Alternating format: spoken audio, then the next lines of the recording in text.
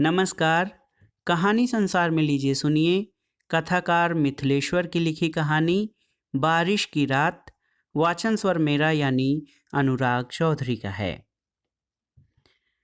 आरा शहर, भादों का महीना, कृष्ण पक्ष की अंधेरी रात, जोरों की बारिश। हमेशा की भांति बिजली का गुल हो जाना, रात के गहराने और सूनेपन को और सघन भयावह बनाती बारिश की तेज आवाज। अंधकार में डूबा शहर तथा अपने घर में सोए दुबके लोग। लेकिन सचदेव बाबू की आंखों में नींद नहीं। अपने आलीशान भवन के भीतर अपने शयन कक्ष में बेहद आरामदायक बिस्तरे पर अपनी पत्नी के साथ लेटे थे वे।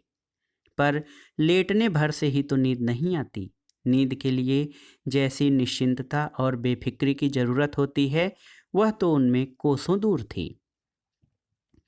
हालांकि यह स्थिति सिर्फ सचदेव बाबू की ही नहीं, पूरे शहर पर खौफ का यह कहर था। आए दिन चोरी, लूट, हत्या, बलात्कार, राहजनी और अपहरण की घटनाओं ने लोगों को बेतरह भयभीत और असुरक्षित बना दिया था। कभी कभी रातों में गुलजार रहने वाला उनका यह शहर अब शाम गहराते ही शमशानी सन्नाटे में तब्दील होने लगा था। अब रातों में सड़कों और गलियों में नजर आने वाले लोग शहर के सामान्य और संभ्रांत नागरिक नहीं, संदिग्ध लोग होते थे। कब किसके यहाँ क्या हो जाए, सब आतंकित थे। जब इस शहर में अपना यह घर बनवा रहे थे सचदेव बाबू, तो बहुत प्रसन्न थे कि महानगरों में दमघोटू, विषाक्त, अजनबीयत और छल छद्मी वातावरण से अलग इस शांत, सहज और निश्चल निर्दोष गंवई शहर में बस रहे हैं। लेकिन अब तो महानगर की अजनबीयत की अपेक्षा यहाँ की भयावहता ने बुरी तरह से त्रस्त और परेशान कर दिया था उन्हें। ये बरसाती रातें तो उन्हें बर्बादी और तबाही का साक्षात संकेत जान पड़ती थीं। इसे दुर्योग कहें या विडंबना, कि जिस बात को लेकर आदमी आशंकित बना रहता है, कभी कभी वह बात घट भी जाती है। इस अंधेरी, तूफानी, बरसाती रात में जिस बात को लेकर डर रहे थे सचदेव बाबू, उसका आभास भी अब उन्हें होने लगा था। उन्हें लगा था कि गेट फांद कर उनके दरवाजे पर कोई चढ़ आया है। बस उनके कान खड़े हो गए। वे उस आगंतुक की आहट लेने लगे। उनकी शंका सही थी। अब दरवाजे पर थपथपाहट की आवाज़ भी आने लगी थी। सचमुच कोई आ धमका था। सचदेव बाबू की पत्नी ने दबी आवाज में उनसे पूछा, कौन है यह यदु मिस्त्री? उन्होंने भी दबी आवाज में ही जवाब दिया, राजमिस्त्री है, इस मकान में काम कर चुका है। ठेकेदार के साथ आने वाले मिस्त्रियों में से एक यह भी था। तो इस समय क्यों आया है? यह सब राजमिस्त्री और मजदूर अच्छे नहीं होते, घर के भेदिया होते हैं। घर के अंदर बाहर सब कुछ इनका देखा जाना होता है। अपनी शंका व्यक्त की उन्होंने। जवाब में सचदेव बाबू ने भी उनकी शंका को अपनी सहमति प्रदान की। पिछली चोरी में इस घर के मजदूर मिस्त्रियों का ही तो हाथ था। छत से बिना सीढ़ी के आंगन के रास्ते उतरने का तरीका उनके सिवा किसी को ज्ञात नहीं था। यदु मिस्त्री की पुकार और थपथपाहट की आवाज़ जारी थी। सो गए हैं क्या साहब? हाकिम, इंजीनियर साहब, मैं यदु मिस्त्री हूँ, यदु। लेकिन सचदेव बाबू और उनकी पत्नी ने पहले से ही तय कर रखा था कि चाहे जो हो, रात में दरवाज़ा नहीं खोलना। वे जानते थे परिचित आवाज़ में कोई एक दरवाज़ा खुलवाता है और दरवाज़ा खुलने पर उसके साथ छिप कर आए 10 लुटेरे भरभरा कर अंदर घुस आते हैं। अब किसी पर विश्वास करने का समय नहीं रहा। मुसीबत और परिचय के नाम पर ही तो सब कुछ होता रहा है। उन्हें यदु की बातों में हरगिज नहीं आना है।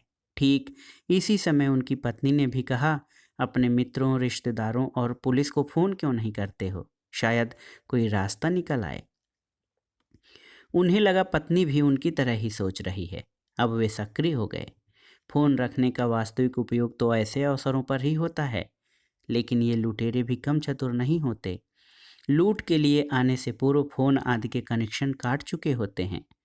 पर सचदेव बाबू को डूबते के तिनके के सहारे के भांति फोन का कनेक्शन ठीक मिला।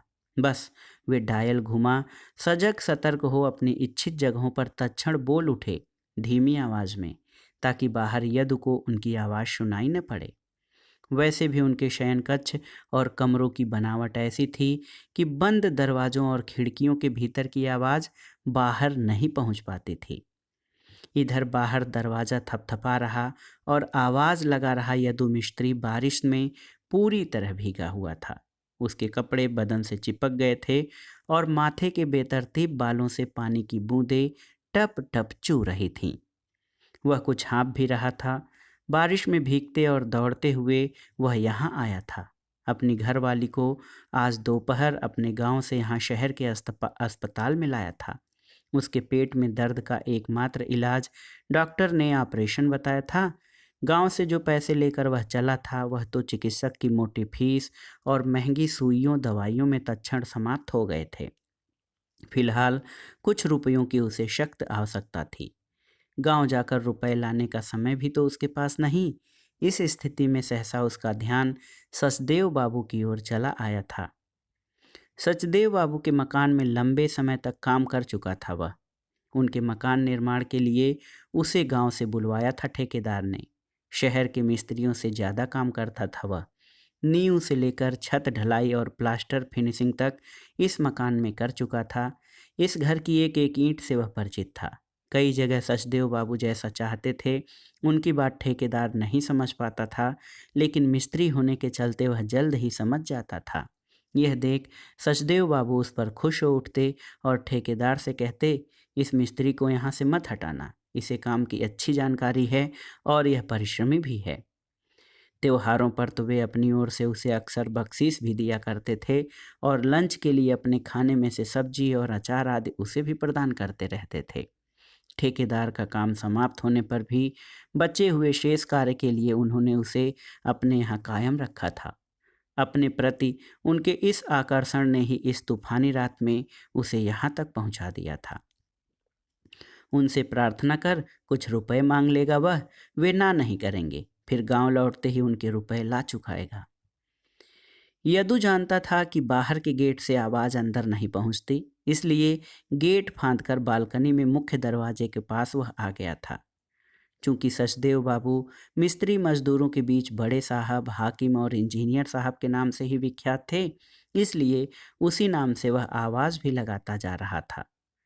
उसकी आवाज़ पहचानने के बाद सचदेव बाबू चुप नहीं रहेंगे, लेकिन कुछ देर तक जब उनके यहाँ से कोई जवाब प्राप्त नहीं हुआ तो यदु को लगा कि डर गए हैं सचदेव बाबू। यह बात वह जानता था कि परिचित आवाज़ में लूटपाट की घटनाओं से अब किसी को किसी पर भरोसा नहीं रहा। सचदेव बाबू के यहाँ आ रहा था तब भी वह शंका उसके मन में थी, लेकिन अपने प्रति उनके आत्मीय और स्नेहपूर्ण व्यवहार को याद कर अपने मन की इस शंका को झटक दिया था उसने। सचदेव बाबू ऐसे नहीं हो सकते। अभी भी उसे इस बात का पूरा विश्वास था कि अगर उसकी आवाज़ पहचान लेंगे सचदेव बाबू तो अवश्य दरवाज़ा खोलकर सामने आ जाएंगे और उसकी मदद करेंगे। इसलिए दरवाज़ा थपथपाते और आवाज़ लगाते वह डटा हुआ था। बीतते समय के दौरान अचानक तेज रोशनी बिखेरती हुई एक जीप सचदेव बाबू के दरवाजे आ लगी। यदु को लगा कि या तो सचदेव बाबू के बेटा पतोह या लड़की दामाद या कोई अन्य रिश्तेदार आ गए। अच्छा हुआ, अब सचदेव बाबू का दरवाज़ा खुलेगा और उसका काम भी हो जाएगा। लेकिन यह देखकर आश्चर्य से उसकी आंखें खुली की खुली रह गईं कि जीप से पुलिस के जवान तेजी से उतरे और उसकी तरह ही गेट फांदकर उसकी ओर बढ़ चले। एक क्षण के लिए तो वह भयभीत हो गया। काटो तो उसकी देह में खून नहीं, लेकिन जल्द ही अपने को संयत कर लिया उसने। वह कोई चोर उचक्का नहीं था कि पुलिस को देखकर घबराए या भागे। पुलिस किसी और की खोज में आई होगी या तो उसे कोई सुराग मिला होगा। ठीक इसी समय सचदेव बाबू दरवाज़ा खोलकर सामने आ गए। अपने गेट के पास आती हुई पुलिस की जीप उन्होंने खिड़की से ही देख ली थी। पुलिस इंस्पेक्टर ने उन्हें देखते ही कहा, हमने इसे ऐन मौके पर पकड़ लिया इंजीनियर साहब, लेकिन यह कह रहा है कि मैं राजमिस्त्री हूँ। साहब का घर मैंने बनाया है। मैं किसी मिस्त्री उस्त्री को नहीं जानता, बेतकल्लुफी से कह उठे सचदेव बाबू। यह सुन उनकी ओर मुखातिब होते हुए जोर देकर बोल उठा यदु, मैं यदु मिस्त्री हूँ बड़े साहब, यदु मिस्त्री। मुसीबत में फंसकर कुछ रुपयों के लिए आपके यहाँ आया हूँ। लेकिन उसकी बात को अनसुनी कर दिया सचदेव बाबू ने और अपनी ओर प्रश्नवाचक दृष्टि से ताकते इंस्पेक्टर से कह उठे वे, मैं इसे नहीं जानता। उनकी यह बात यदु के कलेजे में तीर जैसी लगी। कट कर रह गया था वह। अपने कानों पर उसे विश्वास नहीं हुआ। उनसे पुनः ऊंची आवाज में कहा, मैं यदु मिस्त्री हूँ बड़े साहब, आपका चहेता यदु मिस्त्री। एक क्षण के लिए सचदेव बाबू के गले में आवाज़ फंसती सी जान पड़ी, लेकिन फिर जल्द ही गला साफ करते हुए उन्होंने इंस्पेक्टर से कहा, ठेकेदार के साथ आने वाले मिस्त्रियों को मैं नहीं जानता, उनमें से किसी को भी नहीं पहचानता। तो आप मुझे नहीं पहचानते? मैं मिस्त्री नहीं, चोर हूँ। इस बार यदु की आवाज़ बदल गई थी और उसका पूरा बदन तन गया था। जवाब में इंस्पेक्टर ने उसे डांटते हुए कहा, चुप बदमाश, अकड़ रहा है। इस मोहल्ले में बहुत उत्पात मचा रखा था तूने, आज पकड़ में आया। और साथ ही जवानों को आदेश दिया, ले चलो इसे। लेकिन इंस्पेक्टर की डांट के बावजूद कन्नी वसूली चलाने वाले उसके हाथ की मुट्ठियां कस गईं और आग्नेय नेत्रों से सचदेव बाबू को घूरते हुए गरज उठा, तो आप मुझको नहीं पहचानते? मैं चोर हूँ। तो अब आप उसी रूप में आऊँगा, अब उसी रूप में पहचानिएगा। साला, धमकी देता है। चोरी और सीना जोरी दोनों। इंस्पेक्टर ने कसकर उसे एक हाथ लगाया। वह दर्द से कराह उठा। शायद कुचगहा चोट लगी उसे, लेकिन उसकी बातों से उससे कम दर्द का अनुभव नहीं किया सचदेव बाबू और उनकी पत्नी ने। वह कह कर गया है कि अब चोर लुटेरे के रूप में ही आएगा, उससे कुछ भी तो गोपनीय नहीं, सब कुछ उसका देखा जाना है। अब क्या होगा?